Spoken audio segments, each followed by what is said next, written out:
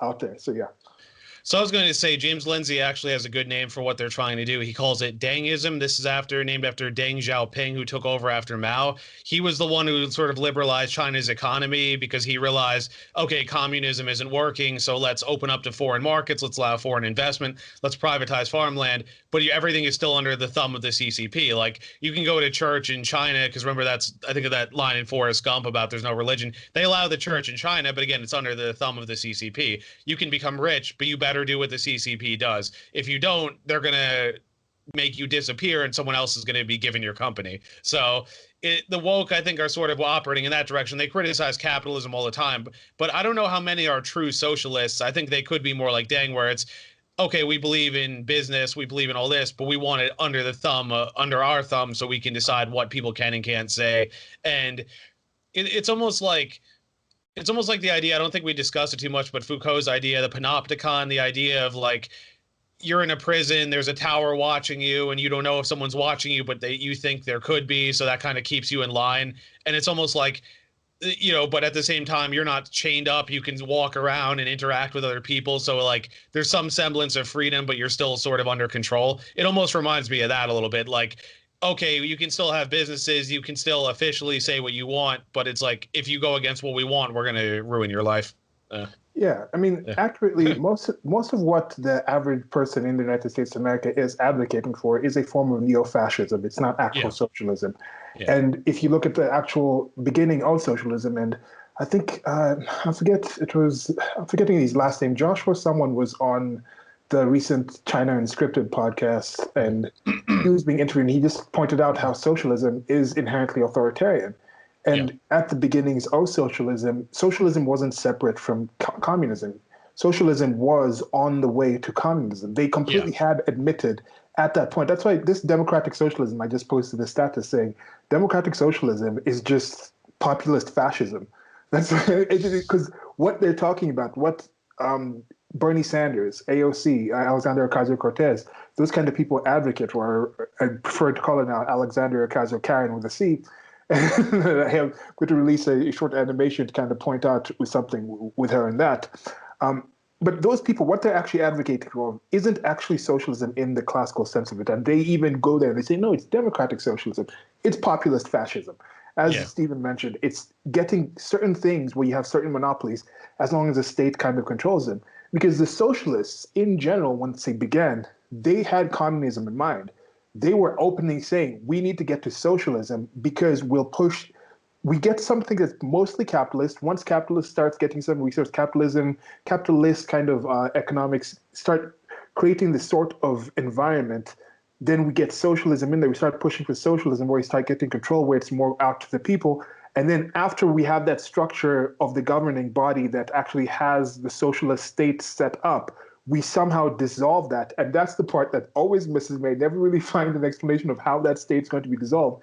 But somehow, I think it's not necessarily just dissolution, but I think they advocate for and they set up certain situations that they think it's just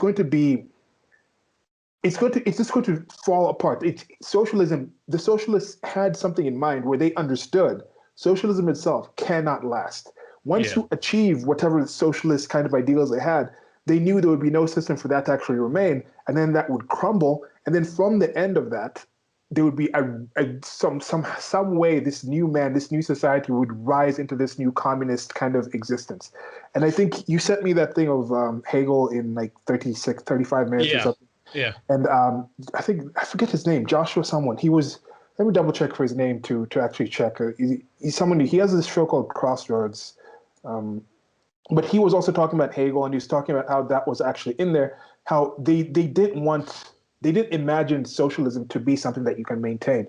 Even they completely understood with like the price calculation problem. They're like, no, we're not going to have a system. So once you have that, it will fall apart, and then the people will be so uncomfortable with the socialist system that they will demand it stop, and then communism will come after that. So that's something to keep in mind.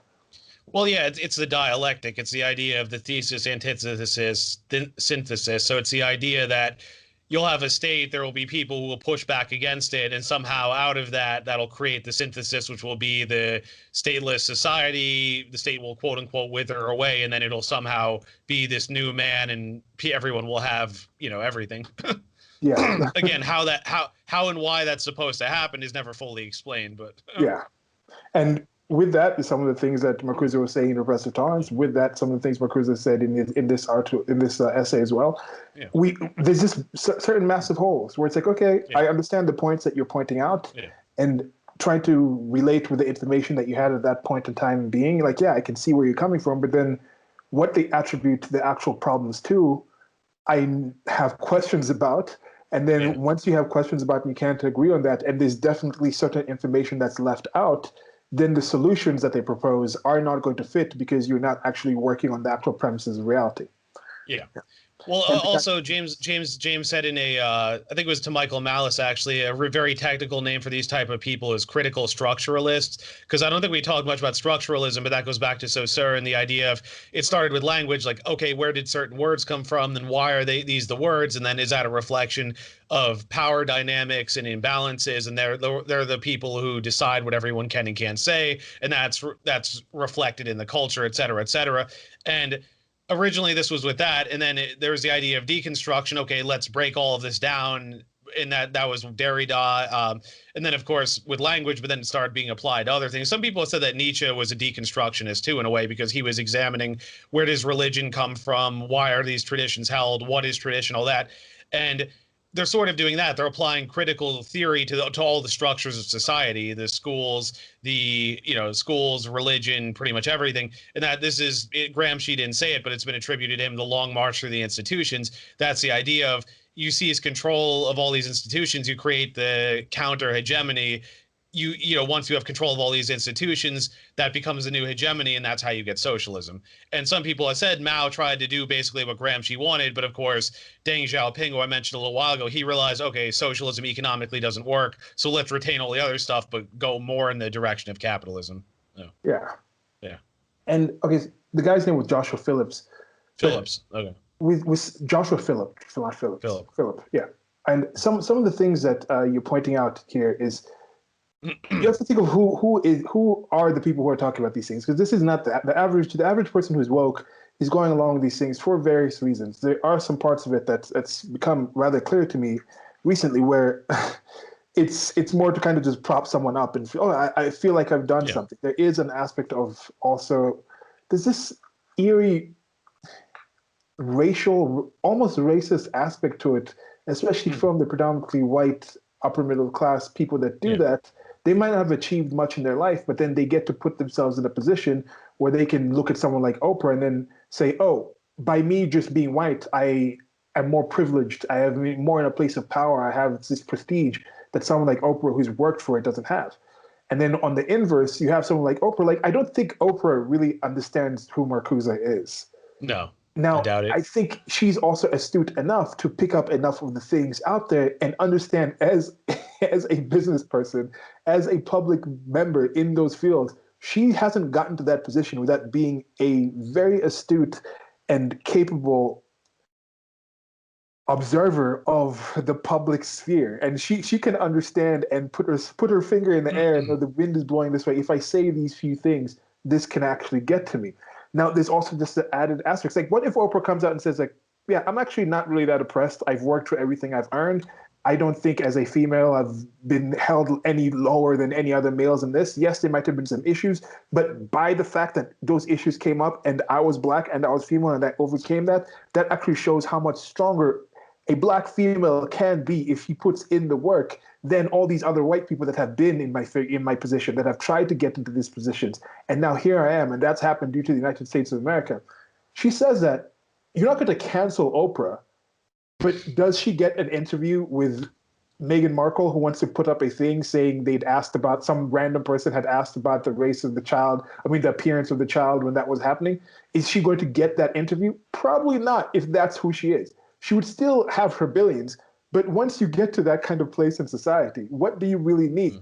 You need that kind of cachet. You need to be held by certain people that are around you in a certain way, to be in the right circles and things like that.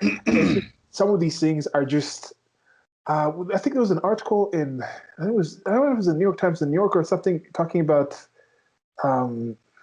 it's a privileged beliefs. There's a certain group where you have all your Maslow's hierarchy of needs, most of those things in there. And at the certain level, you have a job, you have a position, you don't really have some other things. So how are you going to get that extra prestige? How are you going to get that extra boost and feel that you've achieved more? Oh, you're going to be able to signal and have this thing where you've overcome this, you've beaten this struggle. Because and I think is an inherent part of humanity. Is we've lived in a state of nature where there's been constant struggle. You've been constantly striving to actually defeat some constant thing in your life. But so many parts of civilization have taken away some of those things that I think to feed those things, we want to create those things. Some people go to video games. Some people go to sports. Some people go to social justice and wokeness, and they create their battlefield there, and they get to feel somewhat accomplished. Yeah, accomplished. But I think it's a junk accomplishment when it comes down to it, because there's nothing really there. It's like if you play a video game, you're going to get a certain drive from it, but it's not the same as going out there and literally being out there on the battlefield. If you actually have this wokeism, I think this is part of what I see with some people. It's empty. Like you look at most of these people who supposedly are on it. There's some people, yes, benefiting a lot of money from it and things like that. But you look at the average person who's into wokeism. When they talk about the wokeism, when you look at their general life, are they in general happier for it? Like, is it really happier to actually believe some of the things that they say? So in that sense, I'm actually almost glad that they don't really believe what they say, because they would be a lot more upset. Now, the people who do believe it, think about how it really just starts breaking into their mind, thinking, oh, this is an entirely racist country. And I'm saying that a bit out of personal experience of trying to actually buy into this, and the cognitive dissonance and the mental the mental fissures that was occurring to me, being like, I know people like Stephen, who Stephen I met more recent, but I'm looking at people I've known since I was in the United States of America when I was like a kid. Maybe got there when I was like 10 or 11. And thinking at all my experiences there, and like, was it really this racism? Was this underground racism making me question all the people who seem to be just treating me as a normal human being who's from a different place and having these different understanding and things like this, just like I was treating them as different people? Was like, do I have to internalize this? So all these things, you're just jumping at ghosts. Just like if somebody really thinks there's ghosts, if a child really thinks there's a boogeyman under the bed, that child is terrified, even though the boogeyman isn't there. So this has been a boogeyman for some people, and some people have really bought into this. And some people have also really profited from it. And most of the people in the middle are just like, they kind of just say it to say it.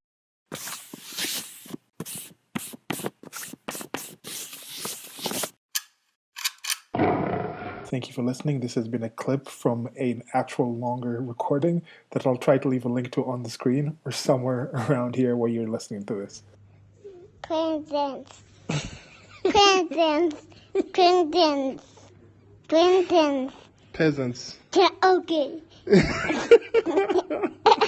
Okay.